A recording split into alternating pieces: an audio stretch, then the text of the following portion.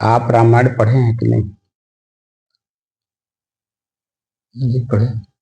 पढ़े हैं। कितनी बार? 2-3 बार पढ़ी है। 2-3 बार। मैंने शुरू से आखिरी तक या बीच बीच में ऐसे प्रसंग बस? 2-3 बार तो आप पूरा पढ़ लिया लगातार। लेकिन ध्यान नहीं देंगे विशेष, पढ़ ही लिए हैं। कोई एक शब्द बताइए, कोई एक लाइन बताइए उसमें जो अभी आप जिसमें थे एकदम, आपको अपने शरीर का भी भान नहीं था कि मैं कहाँ हूं। कोई ऐसा लाइन है जहां पे इस स्थिति का वर्णन है?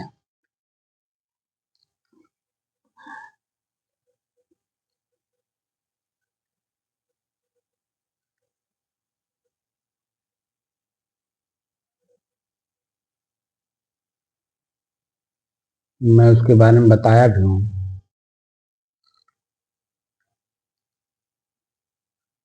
ख्याल नहीं है। असल में आपने स्वयं पढ़े होंगे ना, किसी विशेषज्ञ के सामने बैठ करके नहीं पढ़े होंगे। जी।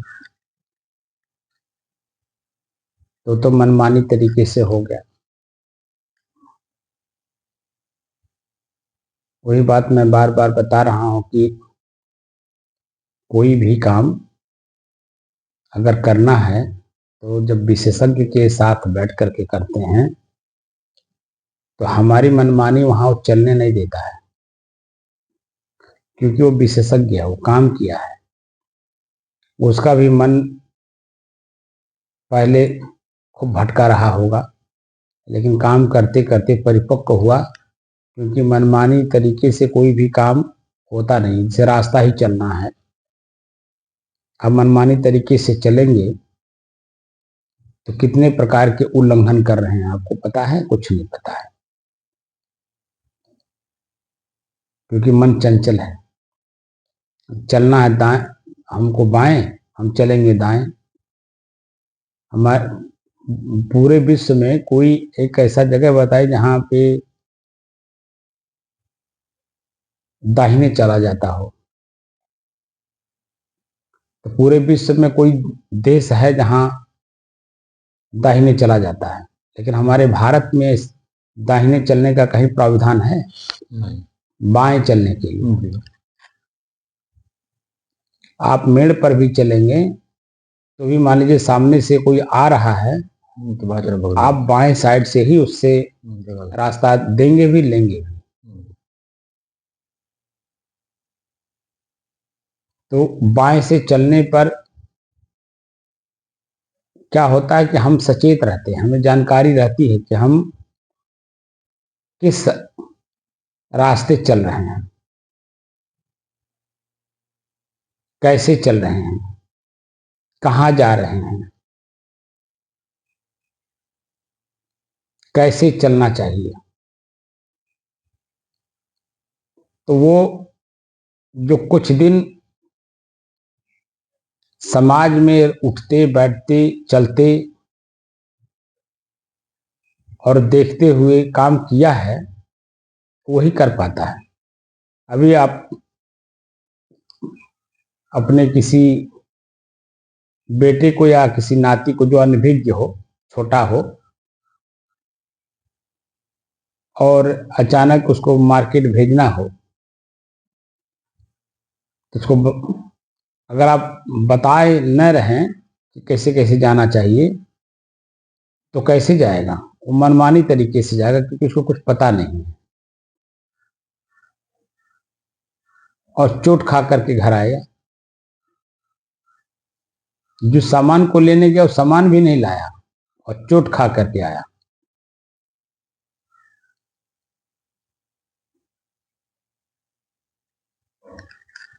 ऐसे ही हमारा मन है। मन किसी भी रास्ते पर सुचारू रूप से चलना नहीं चाहता है, क्योंकि सुचारू रूप से चलने के लिए किसी न किसी का सहारा लेना पड़ता है, सानिध्य लेना पड़ता है, किसी न किसी विशेषज्ञ के सानिध्य में रह करके सीखना होता है। अब आप देख लीजिए, जैसे डॉक्टर हैं, डॉक्टर अपने आप में मैच्योर कब होता है? कितनी अवस्था पर?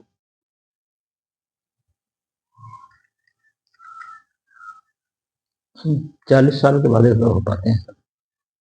अब 40 साल के पहले क्या क्या करता है? सीखता रहता है। किससे सीखता है? जैसे सीनियर से। हर जगह जहां भी उसको सीखने के लिए हम डॉक्टर बने, ये उसके मन में लक्ष्य है। जब तक वो अपने आप में पूर्ण डॉक्टर नहीं हो जाता तब तक उसको सीखना ही होता है। तो 5 साल से लेकर के 40 साल की अवस्था तक वो क्या करता है, सीखता ही है ना। तभी समाज के लोग उसे एक्सेप्ट भी करते हैं, हाँ भाई सही डॉक्टर है। और अपने ही परिवार के किसी भी सदस्य को रोग होने पर उसी डॉक्टर के पास ले जाया जाता है जो मैच्योर है, क्योंकि वह 2 साल 3 साल डॉक्टरी पढ़ने के बाद 2 साल 3 साल तक सीनियर डॉक्टरों के सानिध्य में वो प्रैक्टिस करता है। आप किसी अधिकारी को ले लीजिए,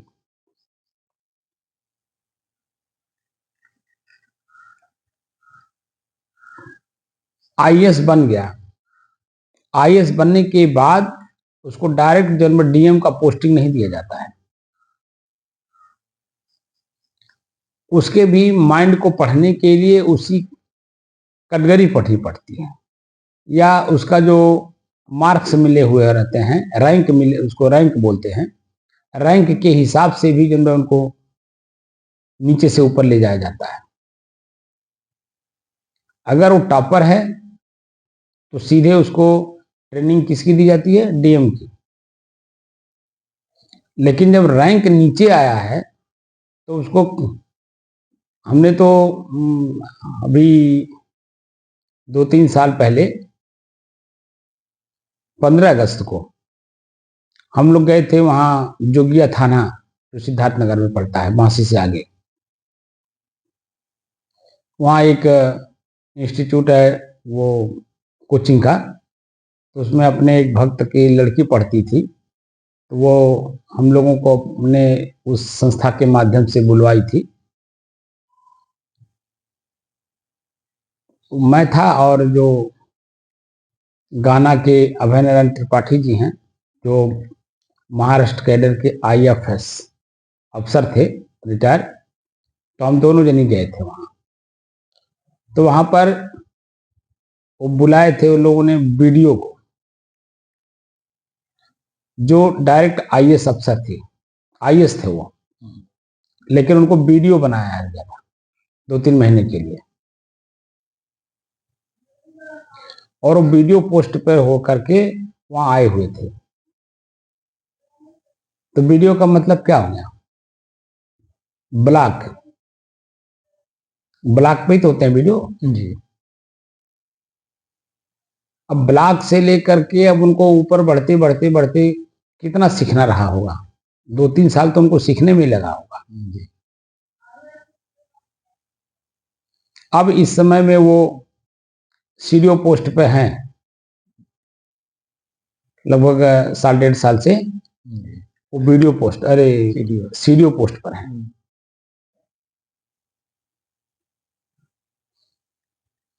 तो डायरेक्ट किसी को कोई पद इसीलिए नहीं दिया जाता क्योंकि वो अभी उसके योग्यता नहीं धारण कर किया हुआ है।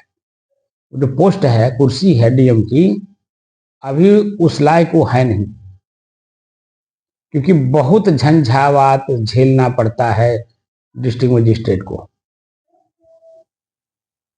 उधर शासन का मंशा जैसी रहती है उसे अनुरूप काम करना पड़ता है। अब समाज के सभी वर्गों के साथ उसको कदम ताल करके चलना पड़ता है। अब समाज की में कितने वर्ग, कितने प्रकार के वर्ग हैं, देखते ही होंगे आप। तमाम प्रकार, उसमें नाम गिनाने की जरूरत नहीं है।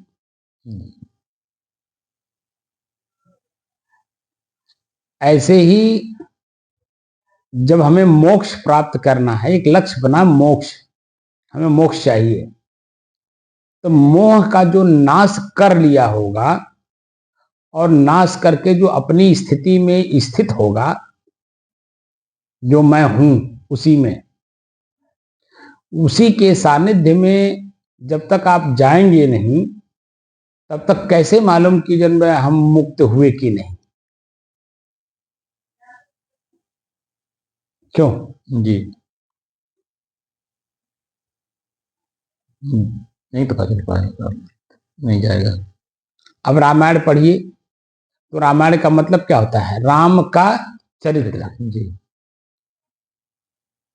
रामचरित मानस सुनना नहीं। तो उन्हें मानस शब्द का मतलब वो मन से गढ़ा हुआ। जी, से गढ़ा हुआ। वाल्मीकि रामायण में मानस नहीं लिखा हुआ। जी। वह तो उस समय में थे जिस समय में राम थे। जी। वाल्मीकि के आश्रम में तो सीता जी गई थी। जी। इसका मतलब है कि उस समय में वो थे। जी। तो जो घटना जैसी घटी, जो उन्होंने देखा, वो लिखा। वहां तो मानस शब्द नहीं लिखा हुआ। यहाँ मानस, इन्होंने राम को अपना आदर्श माना। अयोध्या के राम को आदर्श मान करके उनके चरित्र को लिखा, जो उनके मन में उत्पन्न हुआ। समझे ना? क्योंकि जब किसी रास्ते, किसी को आदर्श मान के, जैसे वो अपने, क्या नाम है, परशुराम है ना, परशुराम चौधरी, जो हमारे दुकान में वो दुकान की वहाँ जगराम के भांजे, वह दुर्गा जी का, माता जी का मतलब पूजा करते हैं। तो कोई भी काम करते हैं तो उनको जो माता जी आके रोकती है। कोई भी गलत काम उनसे होने जा रहा है तो कहते हैं माता जी आके रोकती हैं हमको, क्योंकि वृत्ति वैसी बन गई ना। हमारे मन की वृत्ति वैसे बन गई है। वही आकर के उनको अच्छा बुरा का ज्ञान देते हैं, जो कि वह एक अंदर में वृत्तियां हैं, जिसको दैवी शक्ति और आसुरी शक्ति कहते हैं। तो जिसके जीवन में पहले से आसुरी शक्तियां नष्ट होकर के दैवी शक्तियों को धारण करने की क्षमता मतलब बनाया हुआ है, वही इस शरीर में दैवी शक्तियां काम करती हैं। क्योंकि जैसे हम ही हैं, हम पहले अभ्यास किए हुए हैं और आज भी इस शरीर में अभ्यास करना पड़ता है। जैसे बहुत अभी हम आश्रम के महंत के रूप में अगर मैं यहां रहूं तो आए दिन वहां लड़ाई हो, क्योंकि आश्रम के चारों तरफ कुछ न कुछ बगल वाले मतलब खुराफात करते रहते हैं। आए दिन कुछ न कुछ हो, लेकिन मैं महंत के रूप में नहीं बल्कि मैं संत के रूप में रहता हूं और अपनी परिभाषा को बार बार जानने की कोशिश करता हूं कि आखिर मैं हूं कौन और मेरी परिभाषा क्या है। तो संत का, अपने नाम के आगे जो मैं संत लिखता हूं, मैं इसीलिए लिखता ही हूं कि ताकि हमें याद रहे कि मैं कौन हूं। तो मैं एक संत हूं। साधु का भेष सिर्फ 12 साल तक रहता है, ठीक है ना जी। ब्रह्मचारी का पद 25 साल तक रहता है, साधु का पद 12 साल रहता है। और 12 साल के बाद जब परिपक्वता आ जाती है तब वो संत लिखने लायक होता है। और संत ही आगे चल करके रिसर्चर होता है, ऋषि होता है। क्योंकि जब तक अपना ही शरीर और शरीर के अंग, इंद्रियां जिसको बोलते हैं, आंख, नाक, कान, जीभ, हाथ, पैर, सब कुछ अपने बस में ना हो और सतुर नहीं हो जाते हैं साहब। सतुर नहीं हो जाते हैं सर? नहीं नहीं नहीं, ऋषि होते हैं, ऋषि। सतुर अलग। जो सत्य में स्थित हो उसी को तो सतगुरु कहते हैं, वही तो संत हैं। क्योंकि वो सत्य में स्थित, सत्य मतलब जो हमारी मूल स्थिति है, हम उसमें 24 घंटा स्थित है। तो जो शांत हृदय का होता है, 24 घंटा शांत रहता है, वही तो किसी क्षेत्र में रिसर्च करता है। अब जैसे डॉक्टर हैं, वकील हैं, अफसर हैं, आप उनको देखिए, जो शुद्ध हैं, शुद्ध जिसको बोलते हैं, उनके जीवन में ना बीड़ी होगा, ना सुरती होगा, ना गाजा होगा, ना वो कोई मतलब किसी लत के लती होते हैं। लत मतलब आदत, दारू, मांस, मदिरा, गाली गलौज, ईर्ष्या, द्वेष, जलन, प्रसन्नता, कुछ उनके जीवन में नहीं दिखाई देता है, तब वो वहां बैठे हैं। अगर उनके जीवन में अगर इस तरह का कहीं कुछ हो तो देखिए, अफसरी प्राप्त करने के बाद भी उनके ऊपर भी जन सरकार का अंकुश रहता है। सरकार उनके ऊपर वाच करती है कि ये किस तरह का आदमी है, इसके अंदर में कौन कौन से लत हैं, कौन सी बुराइयां हैं। और उस बुराई को जब जैसे ज्यादा ओपन कर देता है, समाज में बुराई बढ़ने लगती है, तो फिर देखिए सरकार भी उसको पनिशमेंट कर देती है।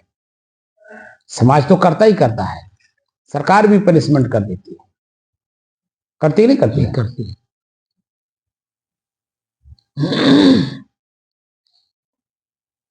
तो पद की गरिमा के हिसाब से जो जीव या साधक या मनुष्य चलता है, वहां तक पहुंचने के लिए सभी बुराइयों को त्यागना पड़ता है। बिना त्यागे वहां तक वो पहुंच नहीं सकता है।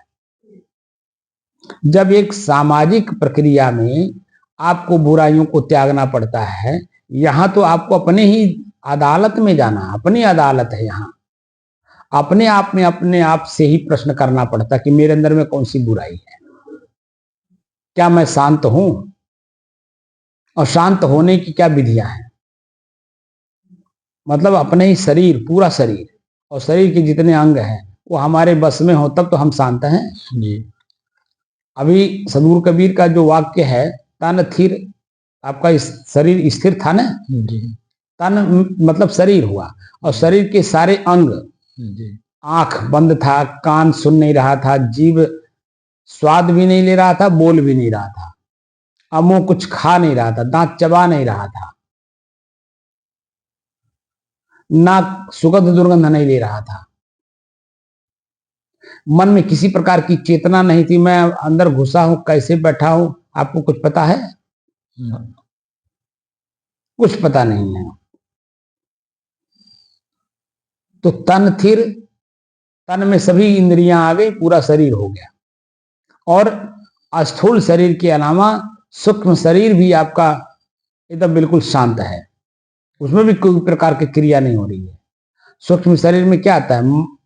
शब्द, स्पर्श, रूप, रस, गंध, मन, चित्त, बुद्धि, अहंकार, ये 9 है ना जी। इसमें भी किसी प्रकार की कोई क्रिया हो रही थी?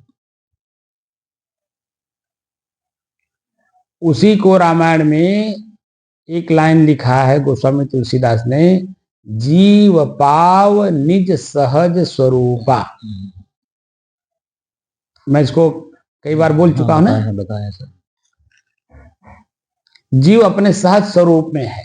नींद अवस्था में जब रहता है तो जीव अपने सहज अवस्था में रहता है, और अब साधना के माध्यम से हम उसी जगह पहुंच रहे हैं। तो अब आप देखिए, अपने 2 घंटे 3 घंटे तक लगातार, अब 3.5 घंटे तक लगातार आप बैठ ले रहे हैं, मन में कुछ नहीं चल रहा है, शरीर में किसी प्रकार की कोई क्रिया नहीं हो रही।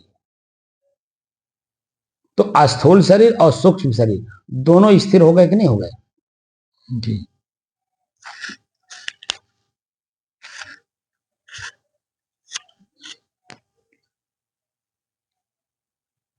और जो ये अवस्था हम जागृत अवस्था में भी बनाएं,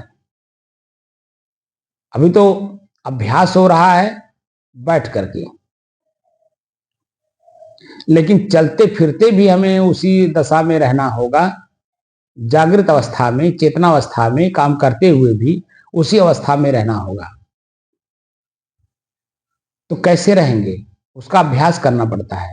अगर अभ्यास नहीं करेंगे बड़ों के सानिध्य में, गुरुओं के सानिध्य में, तो फिर वो आपको भटका देगा।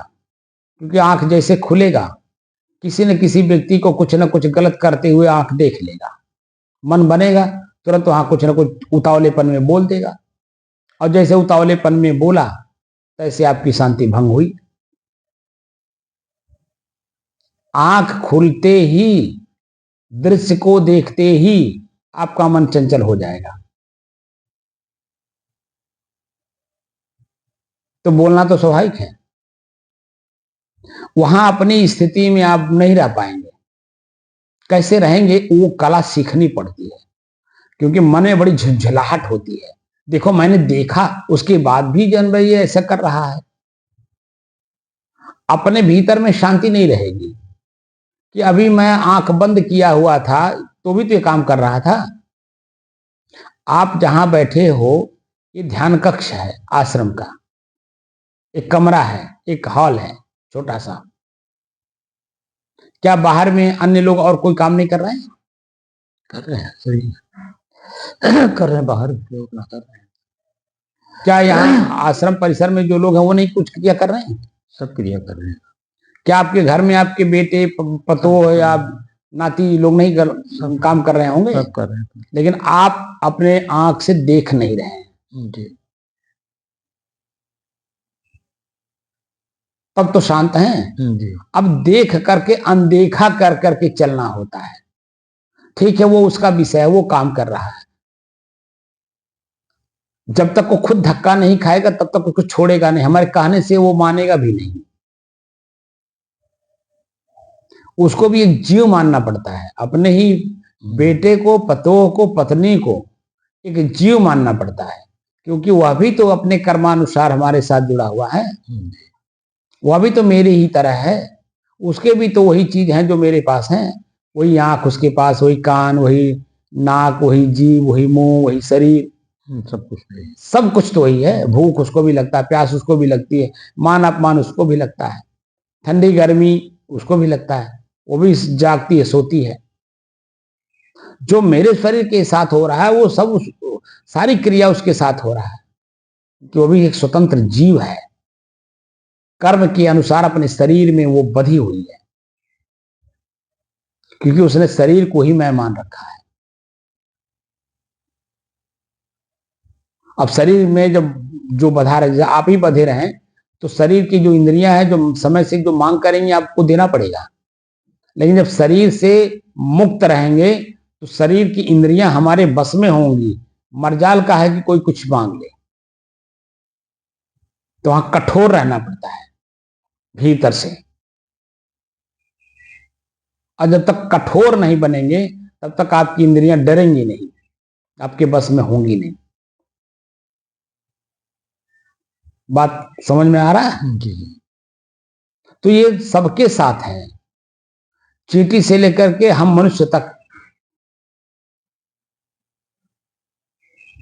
सभी जीव हैं, अपने अपने कर्म के संस्कारानुसार अपना अपना काम कर रहे हैं। जब तक उसको भुगत नहीं लेंगे, भोग नहीं लेंगे, उसको कर नहीं लेंगे, तब तक वो मानेंगे नहीं। वो प्रकृति उनको मानने भी नहीं देगी, ये भी बात है। क्योंकि मैं कौन हूं, शरीर क्या है, उनको पता ही नहीं है। वो शरीर को ही मैं मान रहे हैं, चीनी पानी की तरह घुले हुए हैं वो शरीर और चेतना में। मतलब जो जीव है, जीव अलग है, शरीर अलग है जी। उनको पता ही नहीं है, वो तो दोनों को एक ही करके बैठे हैं। जैसे मैं भी तो जब तक साधना नहीं किया था, गुरु जी के सानिध्य में आया नहीं, एक एक पॉइंट को समझा नहीं, तब तक तो मैं भी तो शरीर को ही मैं मान रखा था। गुरु जी कोई काम कहते थे ना, झाड़ू लगाने के लिए कहते थे, तो मन में उत्पन्न होता था, ही देखा हमें झाड़ू लगाओ कहा था। हम पढ़ल लिखल मनई लड़का, हम झाड़ू लगाई, लोग देखिए तो का कहेंगे। तरह तरह के मन में प्रश्न उठता था ना। लेकिन आज भाई जिसके पास हमें कुछ सीखना है, कुछ जानना है, तो उनकी वाली करना ही पड़ेगा। आप कभी जो मोटर मतलब मोटरसाइकिल बनाते हैं मैकेनिक मिस्त्री, उनके पास में जो जूनियर लड़का सीखने आता है, उसकी बोली भाषा को सुने हैं? मिस्त्री जो पहले से है परिपक्व मिस्त्री, अपने जूनियरों के साथ जो सीखने आते हैं, कैसा भाषा का प्रयोग करता है देखे हैं, सुने हैं? टाइट भाषा बोलता है। टाइट भाषा बोलता है। नहीं, टाइट भाषा तो बोलता ही है, भाषा कैसा बोलता है? गाली दे करके बोलता है जी। लेकिन उस लड़के के अंदर में यह है कि भाई इसकी गाली नहीं सुनेंगे तो सिखाएगा नहीं। उसके अंदर में है कि गाली सुनना ही पड़ेगा, सीखना है तो, क्योंकि अभी वो अनभिज्ञ है और वो मिस्त्री झुंझला करके बोलता, गाली झुंझला के देता है, क्योंकि वो सीधे मानेगा ही नहीं। जैसे आप ही प्रेम से किसी से कोई बात कहिए, वो मानता कहाँ है, तब ना भीतर से गुस्सा जागृत होता है। जी।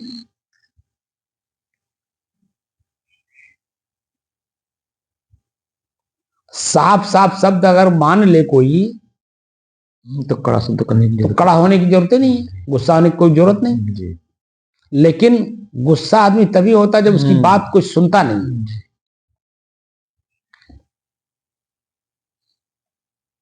लेकिन जब आप ऊपर जाएंगे, डॉक्टर, वकील, अफसर बनेंगे, तो वहां देखिए सीखने वाला कंसंट्रेट रहता है, एकदम शांत चित्त रहता है और अपने सीनियर के एक एक वाक्य को पकड़ता है।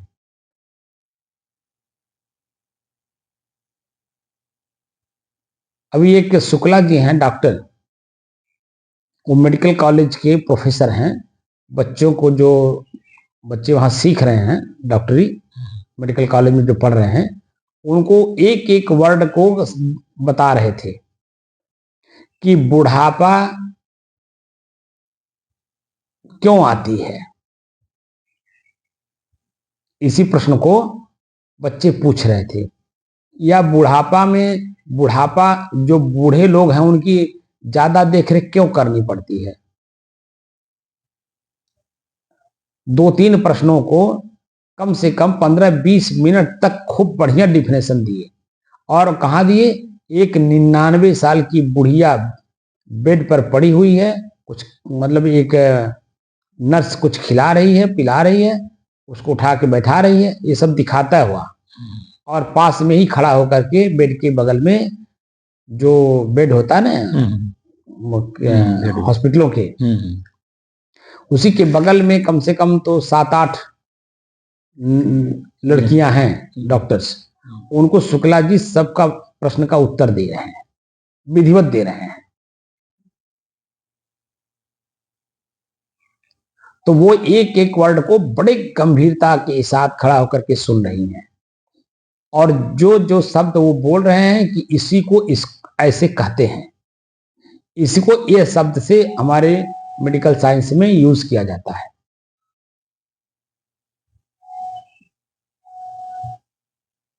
तो अंत में उन्होंने बताया कि ये जो बुढ़ापा में लोग जब जैसे जैसे वृद्धावस्था की ओर बढ़ते हैं ना, वो क्या करते हैं कि बैठना शुरू कर देते हैं,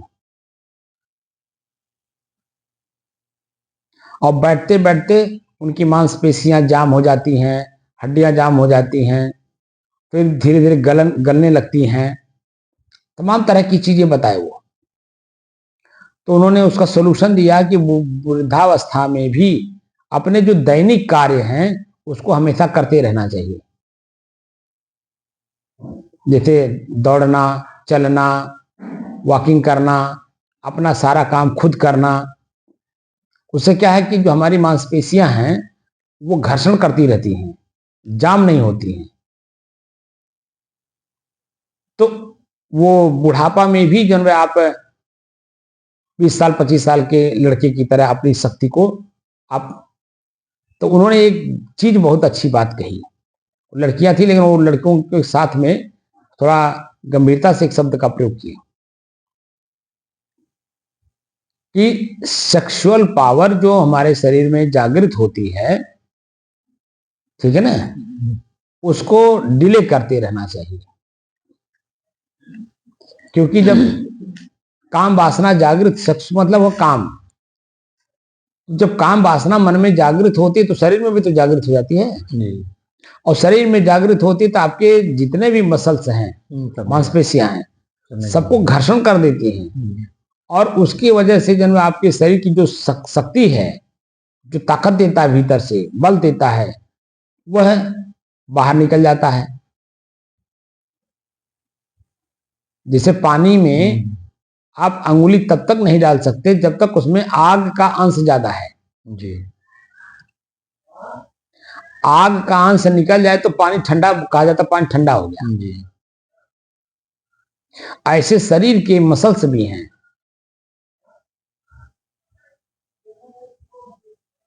हमारे शरीर में वो जो वीर्य शक्ति है ना, वो गर्मी देता है, ताकत देता है, बल देता है, ऊर्जा देता है, और उसके निकल जाने से शरीर ठंडा हो जाता है। तो कितनी ऊंची बात कह रहे हैं। और लेकिन हम लोग उन सब चीजों को जब पालन नहीं मिल पा रहा था, पालन की बात छोड़िए, उसको बहुत हल्के में लेते हैं, और जो कि बहुत ऊंची बात कह रहे हैं, क्योंकि शरीर में ही तो मैं हूं। बुढ़ौती में याद होता साहब, गलत हुआ, ये बात नहीं है। नहीं, बुढ़ौती में भी मतलब जब बुढ़ौती आता है, बुढ़ौती में भी ये चीजें जागृत होती ना। हमारे शास्त्र बताते हैं कि जब तक आप शरीर में रहेंगे ये चीजें जागृत होती रहती हैं, समय समय जागृत होती रहती है, समय समय से। तो बुढ़ापा में अगर आप उसको काम को प्रयोग करेंगे, तो काम के प्रयोग करने से आपके शरीर की जो शक्तियां हैं वो नष्ट होती है ना। जी नष्ट होती है। तभी तो आपके अंदर में देखिए अभी गठिया वायु जो चल रहा है, वही कुल कारण, वही कुल कारण है।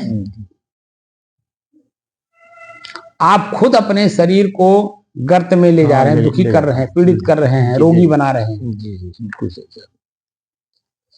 तो हमारे महापुरुष आपको अपने ही शरीर रूपी गाड़ी को चलाने की तकनीकी देते हैं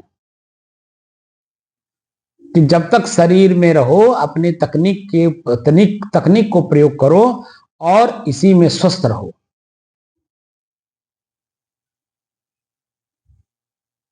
बात समझ रहे हैं? जी। दृष्टा दृश्य का अभ्यास करने का मतलब ही होता है कि दो चीजें हैं, एक देखने वाला, एक दिखाई देने वाला। दृष्टा दृश्य के अभ्यास में दो चीजें स्पष्ट होती हैं। तो देखने वाला मैं स्वयं हूं, दिखाई देने वाला मेरा शरीर है, मेरे शरीर के अंग हैं। हमारे शरीर में हर प्रकार की क्रिया बदलती रहती है हर क्षण, उसको हम देखें तो किसकी वजह से बदल रही है, कौन से तत्व वर्तमान में हमारे ऊपर हावी हो रहा है, हमारे शरीर पर क्रिया कर रहा है। तो हाँ, उसका सॉल्यूशन मिल जाता है। आग जब देखिए ज्यादा होने लगता है तो क्या करते हैं, पानी डालने लगते हैं। तो भीतर में विचारों में भी तो पानी है, उसको बोलते हैं सहनशीलता, त्याग, क्षमा, धैर्य, काम को डिले करना, वहां से हट जाना, ये सब शब्द हैं पानी डालने वाले। समझे ना? जैसे कोई गाली दे रहा हो तो गाली सुन करके मन में क्रोध नहीं उत्पन्न होता है, तो बताया गया कि वहां से हट जाओ, गाली को सुनो ही मत। और अगर हटने का समय न मिले तो वहां से बिल्कुल नम्र होकर के भीतर से, बल्कि जो हम लोग गीता का, रामायण का या किसी कुरान बाइबिल का जो श्लोक, दोहा, चौपाई है, आयतें जो याद करवाते हैं, वो इसीलिए याद करवाते हैं कि जब आपके सामने विषम परिस्थिति हो, क्रोध जागृत होने वाली स्थिति पैदा हो रही हो, तो उसी को रटने लगो, बाहर की आवाज को सुनो ही मत। जब भीतर से उसे रटेंगे तो बाहर से कोई आवाज आपके कान में जाएगा ही नहीं। बात समझे? और जब कान में बाहर से आवाज जाएगी नहीं, भीतर से आप उसको सुनेंगे नहीं, तो क्रोध जागृत नहीं होगा। तो जो आपकी स्थिति है, जैसी है वर्तमान में, वो यथावत बनी रहेगी। हम नहीं जान पा रहे थे, गुरुजी ने हमको बताया कि पूर्व के विचारों को समाप्त करने के लिए इन चीजों को प्रयोग करना पड़ता है। जब मैं शुरू में साधु बना तो पूर्व के विचारों को, जो हमारे मैंने गुरुजी के पास आने से पहले विचार थे, जो आंख ने देखा है, कान ने सुना है, आंख ने पढ़ा है, पैर से चला हूं, जिन लोगों के बीच में मैं रहा हूं, वो संस्कार हमारे अंदर में है कि नहीं? जी है, जन्म से लेकर के जी, और 19 साढ़े 19 साल की अवस्था तक। अब उनको बिल्कुल एकदम खत्म करना है, तो नए सिरे से हमको अपनी जिंदगी वहां से शुरू करनी है। तो नए सिरे से जिंदगी शुरू करने के लिए पूर्व के कर्मों के संस्कारों को अगर हम मिटाएंगे नहीं तो नई चीजें अंदर जाएगी नहीं, क्योंकि हम नए सिरे से जिंदगी जीना है ना। जैसे ब्राह्मणों को कहा जाता है द्विज है, द्विज का मतलब इनका दूसरा जन्म हुआ है, ऐसे हम लोगों को भी द्विज कहा जाता है। हम लोग भी मरे हुए लोग हैं। तो किससे मरे हैं? पुराने विचारों से, पुराने कर्मों से, पुराने कर्मों के संस्कारों से हम मर गए हैं। हम उन्हीं परिवार में, उन्हीं समाज में रहते हुए भी, लेकिन हम उनको अब आसक्ति में नहीं देखेंगे। ये मेरे हैं, इनके लिए लड़ना है, झगड़ना है, गाली गलौज करना, मारपीट करना, गोली चलाना है। अब ऐसा काम नहीं करना है। अब यहां पर नए सिरे से जिंदगी जीना है कि जिसका जितना दिन का प्रारब्ध रहेगा और जिस तरह का प्रारब्ध रहेगा उनको उतना दिन तक भोगना होगा, उसी तरह से भोगना होगा। मेरा प्रारब्ध क्या है, मुझे कैसे रहना है, आगे का प्रारब्ध कैसे जन्म सही तरीके से बनाना, पिछला प्रारब्ध हमारा कैसा था वो वर्तमान में दिख रहा है। हम कल गाली दिए थे किसी को तो आज हमको गाली देगा ही ना जी। तो अगर हम आज भी उसको गाली दे दिए तो आगे भी वो गाली देगा, और अगर हम उसकी गाली को सुन के सहन कर गए और क्षमा कर दिए उसको, बराबर हो गया। बराबर नहीं हो गया तो यही खत्म हो गया। जी। बराबर नहीं हो रहा, खत्म हो गया। खत्म हो गया। और जब खत्म हुआ तो आगे उसको गाली देने का कहीं मौका ही नहीं पाएगा वो। बात को कुछ समझ में आया?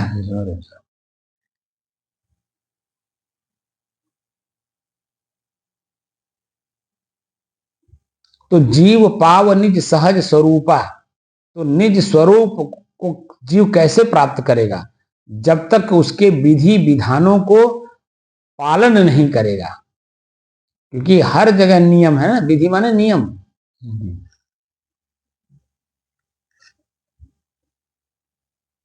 और नियम को जो पालन करता है वो उस चीज को प्राप्त करता है। तो ये जो स्थिति बनी, इसी स्थिति में रह करके जब आप जीवन यापन करेंगे हर जगह हर स्थिति को, तब समझिए कि आप मोक्ष स्थिति में धीरे धीरे पहुंच रहे हैं। अभी पहुंचे नहीं है, पहुंच रहे हैं। यहां बैठ करके तो उसमें तो बिल्कुल लीन हो जा रहे हैं, लेकिन व्यवहार में जैसे ही आंख खुलता है तैसे ही आपके जो पूर्व के विचार हैं, कर्म हैं, वो हावी हो जाते हैं।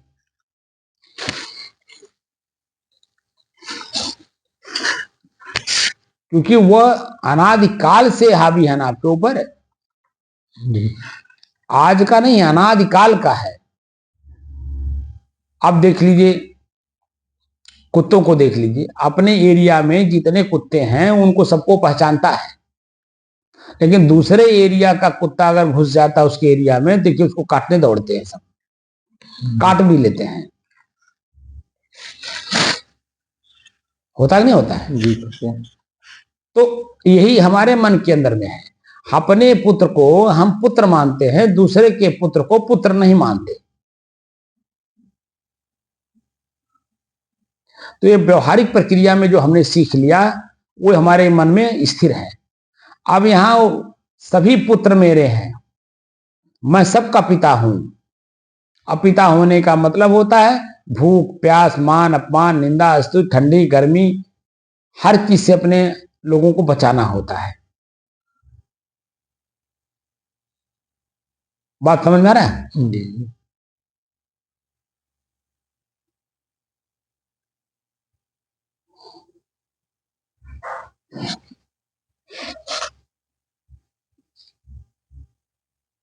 जब आप अपने पुत्र की तरह अन्य पुत्रों को भी देखने लगते हैं, तब आपकी मानसिक स्थिति का विकास होता है, तब आप सामाजिक कहे जाते हैं।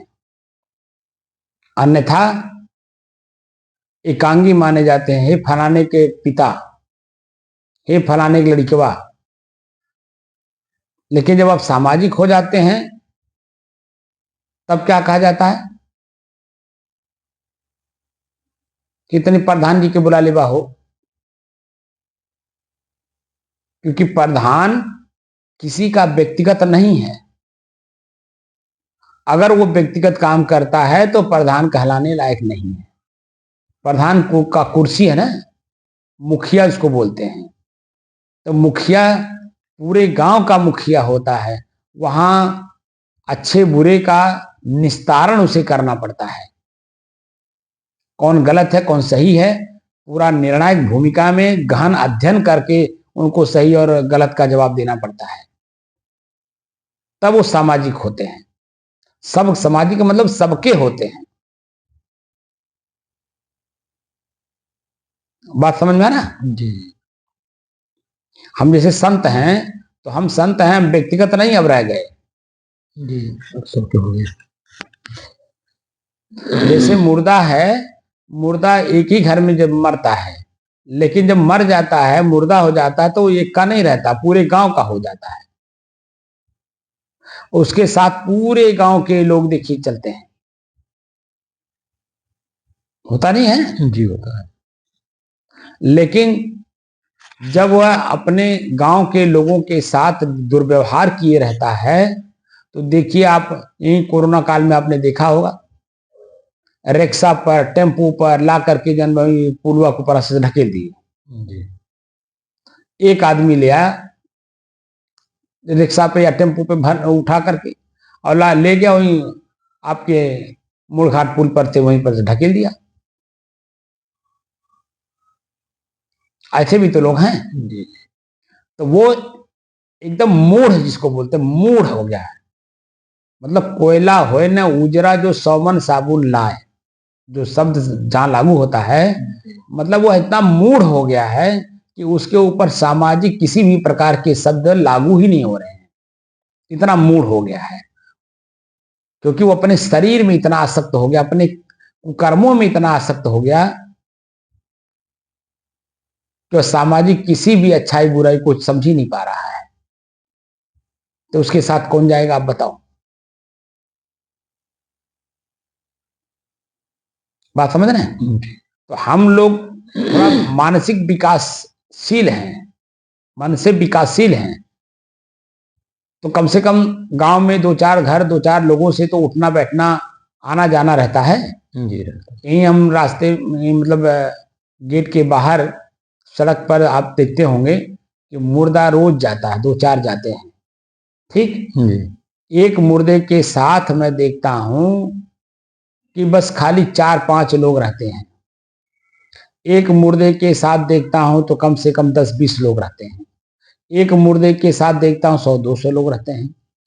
एक ऐसे भी मुर्दा यहां आता है जहां पूरी सड़कियां जाम हो जाती है, इतनी पब्लिक आती है यही अपने मूड़ घाट में। जी होती है।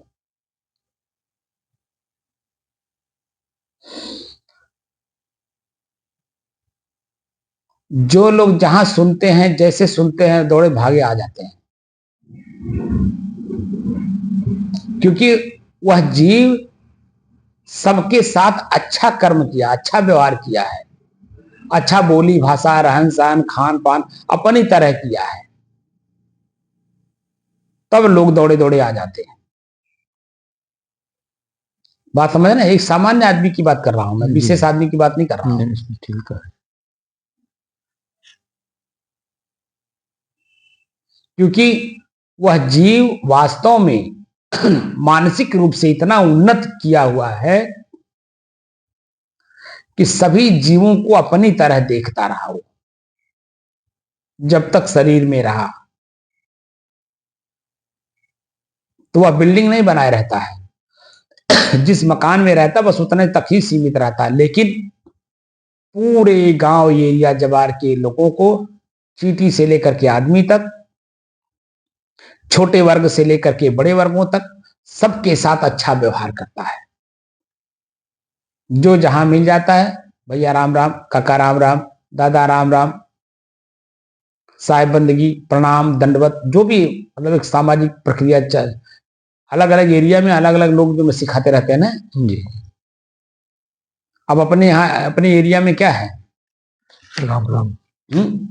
यहाँ तो राम राम, जय श्री राम, सीताराम। हाँ, क्योंकि अयोध्या पास में है जी इस वजह से जय श्री राम, राम राम ये नहीं कहते हैं। जी लेकिन यहाँ कबीरपंथी लोग भी हैं तो साहिब बंदगी कहते हैं, जी वैष्णव लोग हैं तो दंडवत कहते हैं, जी ब्राह्मण लोग हैं तो प्रणाम कहते हैं।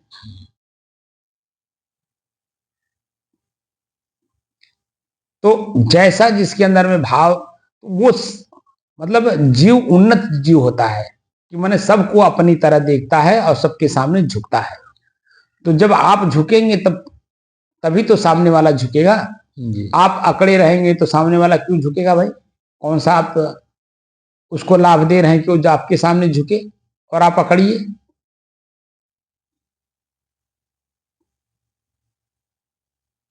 तो जीव पाव निज सहज स्वरूपा, अब सब गतिविधियों से मुक्त होकर के आपकी मानसिक स्थिति इस लेवल पे पहुंच रही है।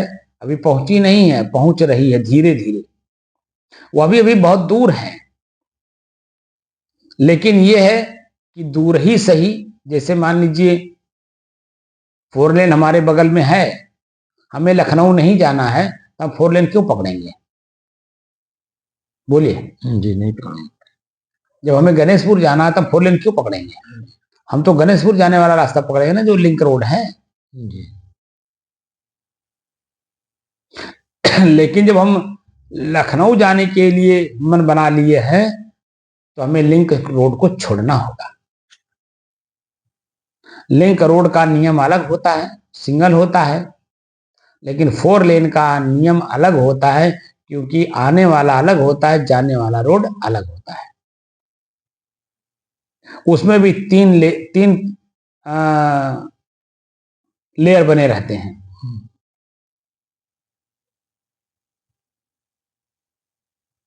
अभी सड़क के जो सिपाही लोग हैं वो लोग अभी यूट्यूब पर बताते हैं कि ये जो लाइन 3 लाइन है, एक लाइन ये किसके लिए है, ये लाइन किसके लिए है, ये लाइन किसके लिए है। बात समझ रहे हैं? तीनों लाइनों के बारे में वो आजकल लोगों को सिखा रहे हैं, बता रहे हैं, ताकि सचेत होकर के चलें। और जब सचेत होकर के चलेंगे तो कहीं किसी प्रकार का एक्सीडेंट क्या होगा? नहीं होगा। तो वो सुरक्षित अपने मंजिल की ओर जाएंगे और अन्य लोगों को भी सुरक्षित जाने के लिए रास्ता देते रहेंगे।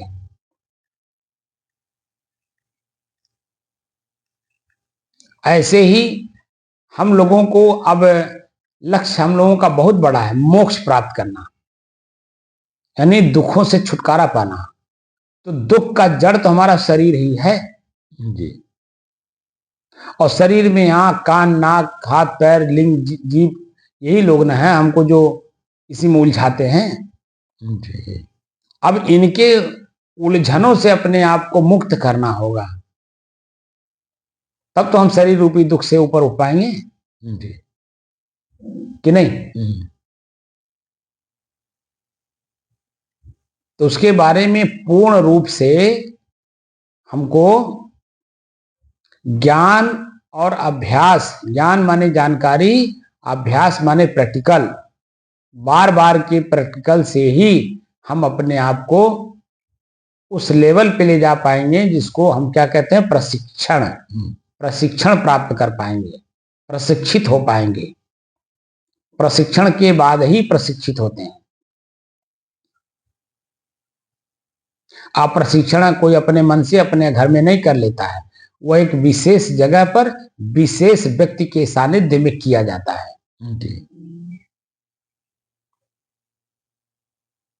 तो अब मोक्ष में जाना है, सदैव के लिए दुख से छुटकारा पाना है, तो जो उसमें परिपक्व होगा उसके सानिध्य में जब आप रहेंगे तो देखिए व्यवहार में, जैसे हम भी व्यवहार में रहते हैं ना, लेकिन व्यवहार को व्यवहार की तरह करता हूं ताकि मुक्त रहूं। जैसे भी आपने देखा होगा भंडारा हमने किया था, तो भंडारे में 8 जून को जहां भंडारा हुआ था, तो जिससे जिस तरह का लेन देन करना था हमने उसको उसी तरह से लेन देन का व्यवहार किया। तो देखिए कहीं कोई हमारे पास मांगने आ रहा है या कुछ कहने आ रहा है किसी भी प्रकार का कोई लेन देन ऐसा नहीं है जो हमको आकर के कुछ कहे। अभी भी कुछ लेन देन हैं, लेकिन एक ऐसे गंभीर व्यक्ति से लेन देन है कि जो हम जब भी देंगे तभी वो ले लेगा। 8 जून का मतलब कितना हो गया? 6 महीना से ज्यादा। ठीक है जी 2-3 लोगों का अभी पैसा बकाया है। एक डब्लू का बकाया है, एक विमल इंटरप्राइजेज के विनोद बाबू का बाकी है 5-6 हजार रुपया, और एक जो है वो कुछ पैसे बकाए हैं उन जो परमात्मा बाबू नहीं है, परमात्मा चौधरी जो हमारे पीछे यहाँ रहते हैं, उनका लड़का जो कैमरा लगाता है उसका कुछ पैसा बकाया। उसका तो हमको लगता है कि साल भर से ऊपर हो गया होगा। तो वो लोग राजा लोग हैं। हमारे 2-3 हजार से ना वो भिखारी होंगे ना राजा होंगे, जैसे हैं वैसे ही रहेंगे। बात समझ रहे हैं? जी जी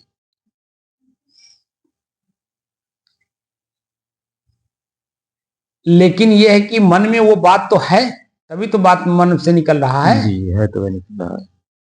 क्यों? जी अगर वो मन में बात ना होती तो मुंह से नहीं निकलता जी है, तब निकल रहा है। और जिस दिन वो पूरा हो जाएगा मन एकदम रिलैक्स हो जाएगा।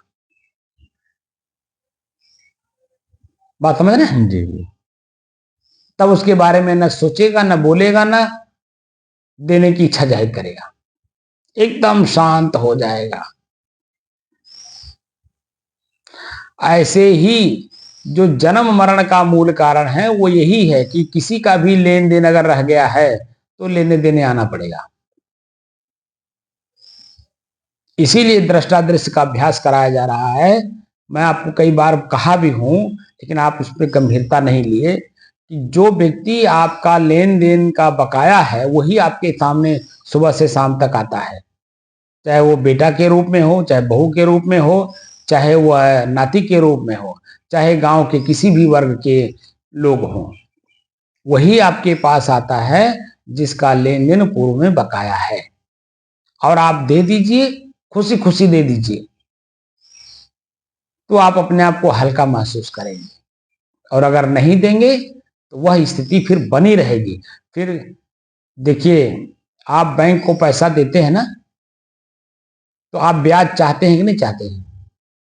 क्यों? जी चाहते हैं ना भाई जी जी ब्याज। जी ऐसे ही जिसका पैसा आपके पास है वो आपको सूद ब्याज सहित जन्म 1 रुपए का 10 रुपया, 10 से 20 रुपए ऐसा आपको देना पड़ेगा। वो चक्रवृद्धि ब्याज आपका ये आदमी का बनाया हुआ नहीं है, वह प्रकृति का है।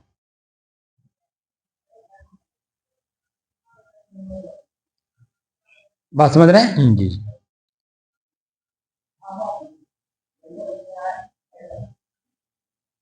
और जो मनुष्य है वो भी तो प्रकृति में ही है।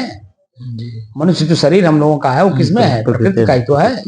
तो प्रकृति को अनुभव करके ही तो जब हम लोग सब नियम बनाए हुए हैं जी अपने अपने क्षेत्र में। प्रकृति से मुक्त कहाँ है? प्रकृति से मुक्त हो जाएंगे तो कोई चीज रह ही नहीं जाएगा वहां। जी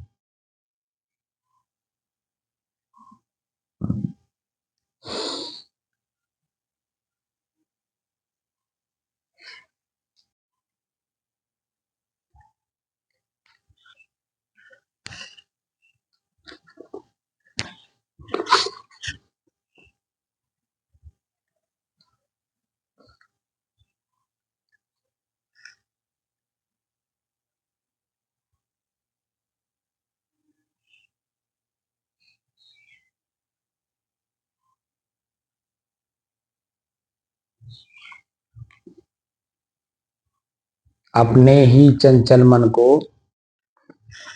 अपने ही बस में करके एकाग्रता, स्थिरता एवं स्वयं अपने आप में शांति का अनुभव करने के बाद स्वयं मैं कौन हूँ को जानने की दृष्टि से साधना करते करते आज 1542 दिन हो गए।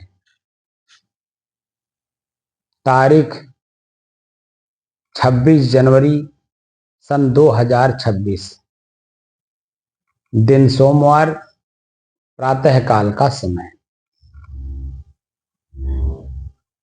इस समय जो प्रसंग चल रहा है हम लोगों का, तन मन की स्थिरता का फल क्या है।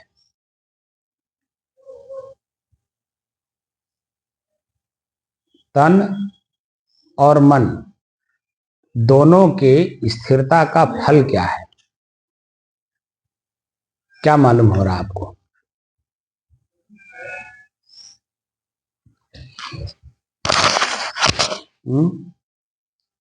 स्थिरता का फल सब ये शांति है। तन माने शरीर, और शरीर के सारे अंग स्थिर हो गए, और मन मतलब ख्याल करना, जीवन कर दिया। किसी भी प्रकार का बाहरी ख्याल नहीं हो रहा है। भूख प्यास मान अपमान निंदा स्तुति, अच्छे बुरे, किसी भी प्रकार का ख्याल नहीं हो रहा है। उसको मन की स्थिरता कहते हैं। तो तन स्थिर हो गया, पलथी मार के बैठ गए सुखासन में,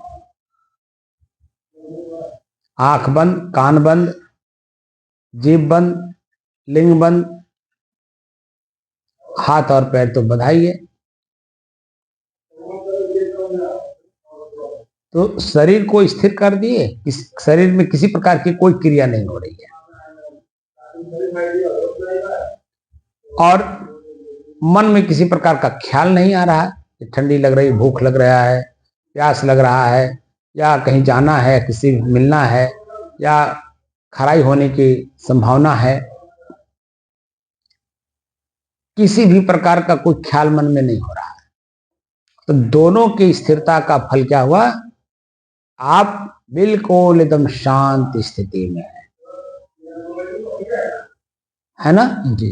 और शांत स्थिति में आए बिना, चाहे वो लौकिक हो चाहे पारलौकिक हो, चाहे व्यवहार हो चाहे परमार्थ हो, किसी भी तरह के कार्य को सुचारू रूप से आप नहीं कर पाएंगे। और यहां तो हम लोगों को कहां जाना है? मोक्ष प्राप्त करना है। तो मोक्ष प्राप्त हुआ कि नहीं कैसे अनुभव करेंगे? जैसे खेत में आप बड़ा परिश्रम किए, बड़ा का मतलब होता है कि परती तोड़ने से लेकर कटाई तक, दवाई तक, यहां तक कि ढेरी लेकर के घर में अपने डेहरी में रखना, सुरक्षित करना, या बेच करके उससे पैसे प्राप्त करना, और अंतिम उसका निष्कर्ष है कि अपने ही थाली में उसे परोस करके अपने मुंह के रास्ते पेट में डालना, यानी भूख को मिटाना। यहां तक तो बड़ा परिश्रम आपने नहीं किया। ये सब बड़ा का मतलब कितना? एक फसल उगाने में 4 महीने तक 3 से 4 महीने लगते हैं। और 3 से 4 महीने के पहले क्या उस फसल को आप बीच में काट लेंगे उतावलेपन में? बोलिए, नहीं कर पाएंगे। और अगर काट भी लेंगे, मान लेते हैं कभी कभी आदमी काट भी देता है, तो निरर्थक में जाता है।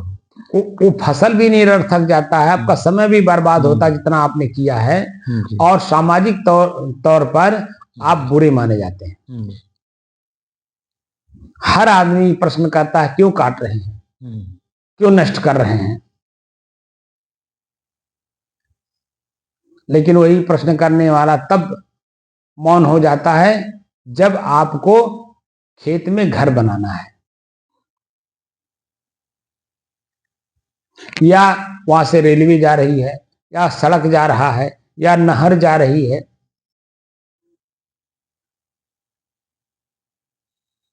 जिसमें पूरे समाज के लोगों का हित हो। उस काम को करने के बाद, करने पर कोई व्यक्ति नहीं बोलेगा कि बोलेगा नहीं, जैसे जानकारी उसको हुई कि ये काम करने के लिए, लेकिन बिना काम के अगर आप काट देंगे तो सभी कहेंगे, जो भी देखे कहेगा। प्राकृतिक रूप से, पारिवारिक रूप से, सामाजिक रूप से हर तरह से आप दोषी हो जाएंगे।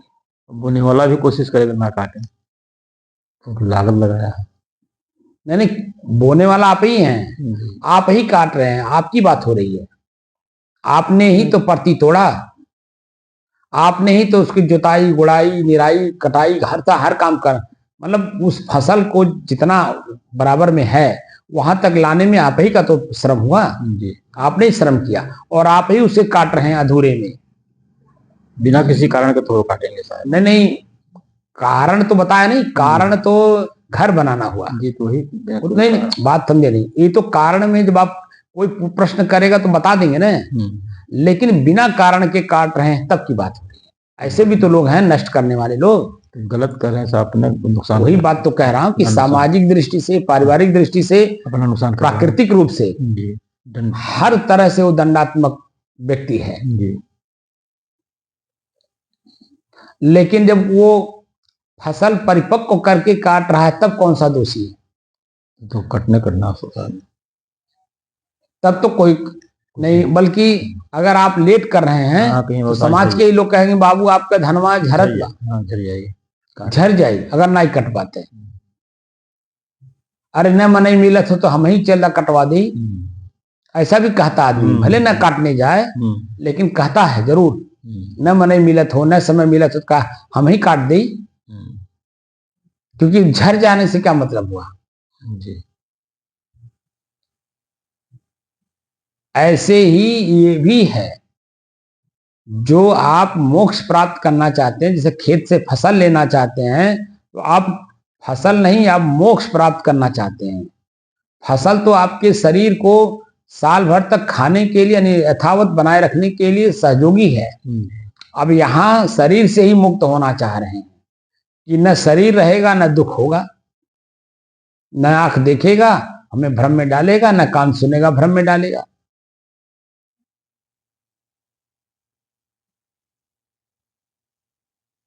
तो शरीर से ही मुक्त होना चाह रहे हैं ना जी। क्योंकि सारे दुखों का जड़ शरीर है। तो जब तक मुक्ति हमें दिखाई ना दे, हम काट न लो, फसल को काट न लें, तब तक कैसे आप माने जाएंगे कि परिपक्व किसान है या परिपक्व साधक हैं? लक्ष्य तो बना लिया आपने, लेकिन बीच में अधूरा छोड़ देंगे तो आप सब तरह के दोषी माने जाएंगे।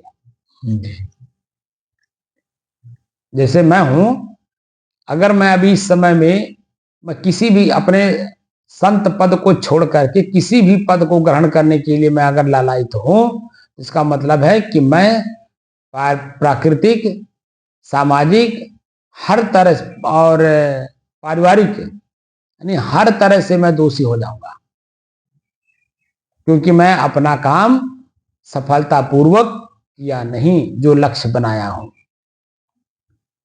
जो कि हमारे इस रास्ते को परिपक्व करने के लिए सब लोग सहयोग दे रहे हैं। हम भंडारा किए तो भंडारे में हमने दान लिया, तो दान देने वाला हमको क्या समझ करके दिया? ये तो आप भी तो दिए हैं, तो क्या समझ करके दिए? दुष्ट, महंत या एक सामाजिक आदमी या गृहस्थ समझ करके आपने दिया? क्या समझ करके दिया आपने? संत समझ करके जी। और संत सबका हितैषी होता है, न कि किसी एक का व्यक्तिगत होता है। तो सामाजिक दृष्टिकोण से काम करने पर आपने अपने सहर्ष कमाई का कुछ हिस्सा हमको आपने दान में दिया, मैंने कहा तब, और न भी कहता तो भी आप देते। तो बहुत सारे लोग न कहने पर भी दिए जितना उनकी क्षमता थी, तब तो सुचारू रूप से भंडारा हो गया। नहीं तो मेरे पास कहाँ इतना पैसा था कि मैं कहीं घर से लाया हूं, या कोई नौकरी कर रहा हूं, कोई बिजनेस कर रहा हूं, कोई खेती कर रहा हूं, आय का कोई स्रोत है मेरे पास या आय का कोई स्रोत मैं बना रहा हूं, कहीं कुछ तो नहीं है। लेकिन आप लोगों ने, सभी लोगों ने सहर्ष दिया। क्यों दिया? एक संत होने के नाते। लेकिन अगर इसी बीच में मैं विवाह करना चाहूं, परिवार में वापस लौटना चाहूं, तो ये मेरा व्यक्तिगत दोष होगा कि नहीं होगा? बोलिए। व्यक्तिगत भी दोष होगा, सामाजिक भी होगा, प्राकृतिक भी होगा। वो हर तरह से मेरा दोष माना जाएगा, क्योंकि अपने मैं मन के अधीन हूं, मन मेरे अधीन नहीं है। मन मेरे अधीन जब तक रहेगा तब तक शादी विवाह क्या, उस वासना रूपी जितने भी संसाधन हैं जो हमने पढ़ा है, जो हमें वासना पुष्ट करती हो, हमारी वासना को जो पुष्ट करती हो, उन सब चीजों से मुझे मुक्त होना है, अलग होना है, मन में उत्पन्न होने ही नहीं देना है। अगर हम सतर्क हैं, सावधान हैं, तो ऐसी स्थिति नहीं आने देगी। जैसे अभी 53 साल की अवस्था तक तो मैंने ऐसा होने नहीं दिया। अब आगे तो मैं नहीं कह सकता हूं, लेकिन जो पीछे घटनाएं घट चुकी हैं इसके बारे में तो मैं कह सकता हूं, जो मैं वर्तमान तक, जहां तक मैं हूं।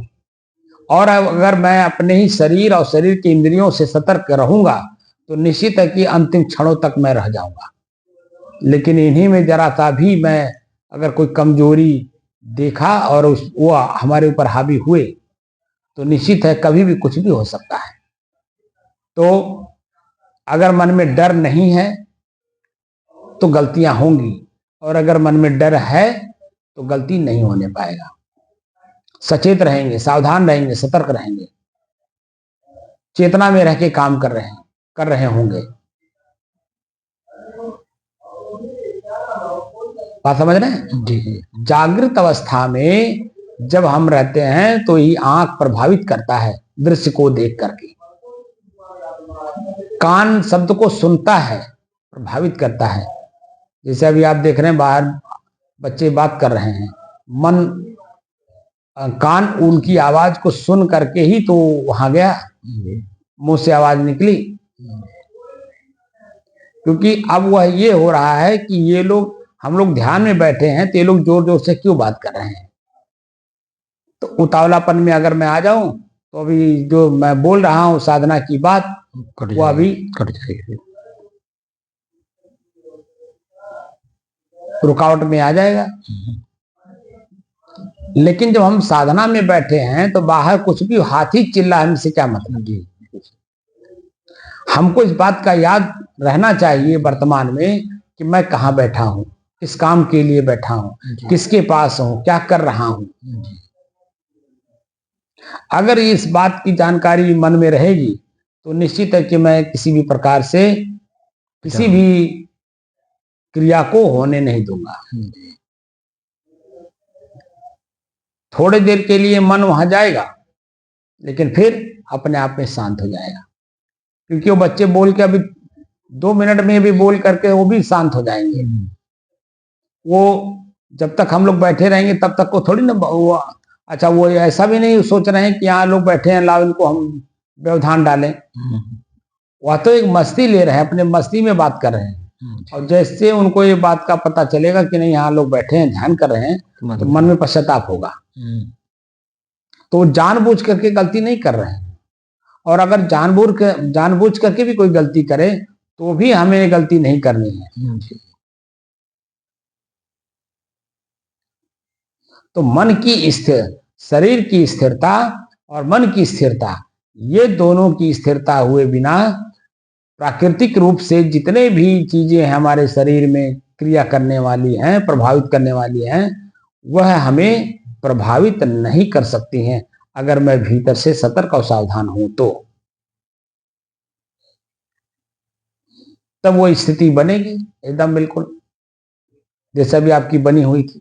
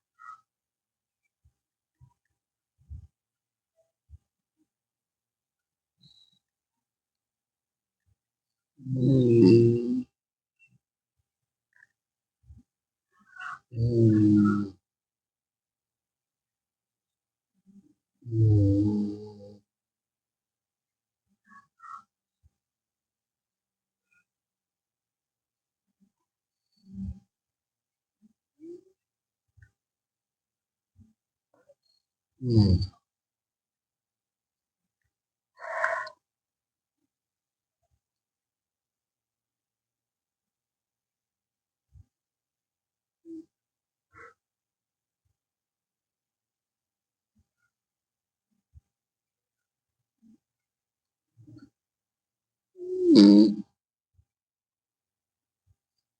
हम्म, हम्म,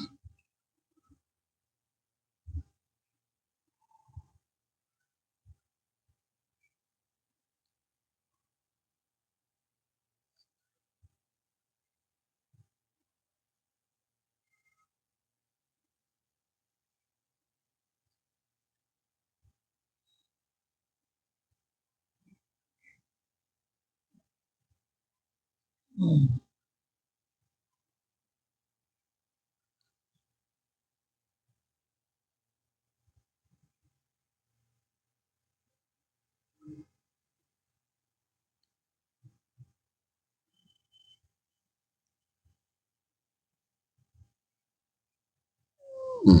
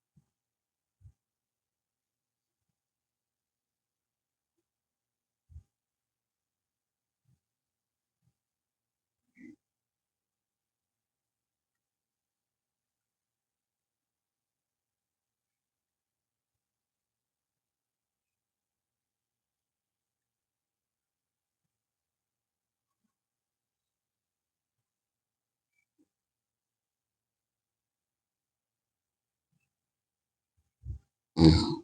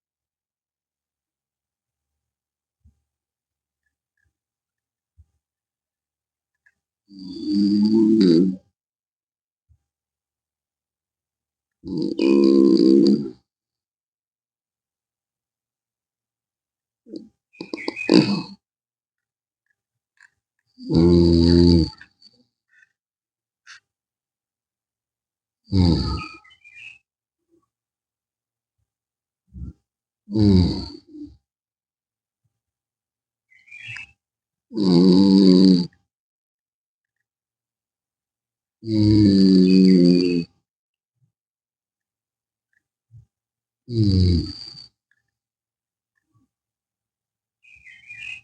हम्म, हम्म, हम्म,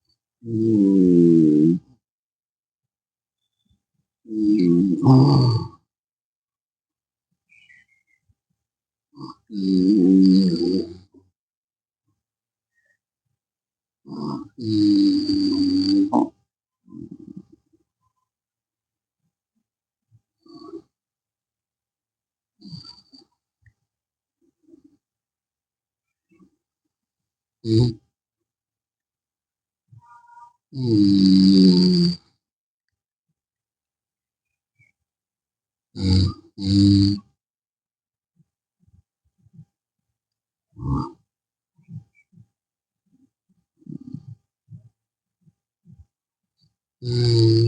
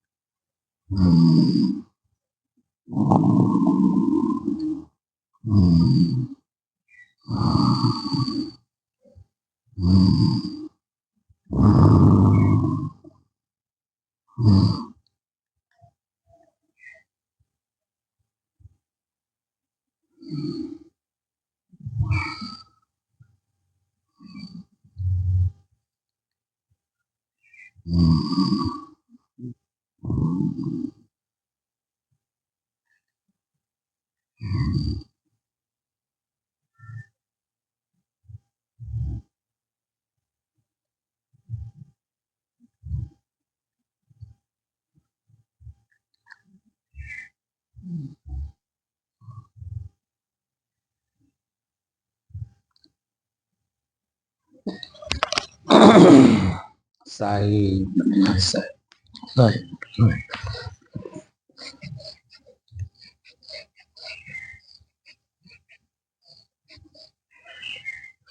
बोल के बंद होने के बाद की स्थिति कैसी थी?